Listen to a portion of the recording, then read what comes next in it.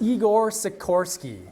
He is much before your time in the 1800s, early 1900s, and he's the founding father of helicopters. In fact, he is the reason why helicopters are the way they are today. This is 1939 when he created the VS-300. Who would fly in this, by a show of hands? 5 people would fly in this, okay. I wouldn't fly in this, too scary. But Igor, so the Wright brothers are with fixed wing, so that's with planes.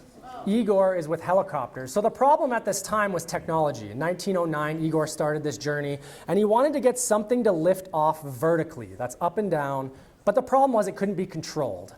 And he solved this problem with a piece of wood. He solved vertical flight with a piece of wood. In fact, the tail rotors are also known as the anti-torque rotors on the back. Those are the 3 things you can see up here. That is the reason why helicopters can fly. And from 1909, 1939, 30 years, over twice the amount that you were all alive on this planet, he came back to it and solved this problem. And so I want to show you a quick video on Sikorsky, the company, and what's kind of transformed in this space moving forward. And so when you go home today and your parents or whoever's there says, "Hey Johnny, what did you learn today? What happened today?" And you say, "Oh, nothing really happened, you know." Maybe you could say, "Hey, there was this guy Chris and he was on stage and he talked about these things about daring to fly, and he talked about dare and following your dreams and goals and doing all these things that scare you. And then he talked about deciding, and he talked about Sarah Blakely and failing, and that failure is a good thing and that we actually want to fail and we want to progress, not in school but in other areas. And then he talked about do, he talked about Nike, he talked about this culture, this identity of just do it, this whole thing of creating action and really being resilient in your efforts, meaning that you need to get up when things knock you down." And finally, he went on to say that for the last 30 years, I believed a lie. I was told by parents, by teachers, by everyone around me, the sky is the limit.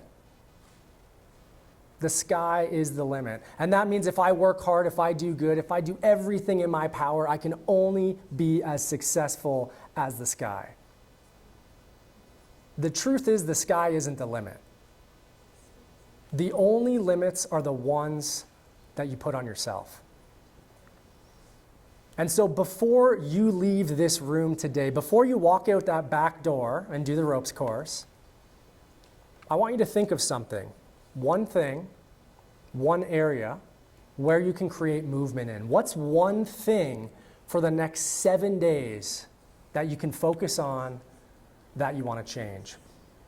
Because I promise you, if you choose to dare to fly, there's no telling how high you will go. Thank you so much. That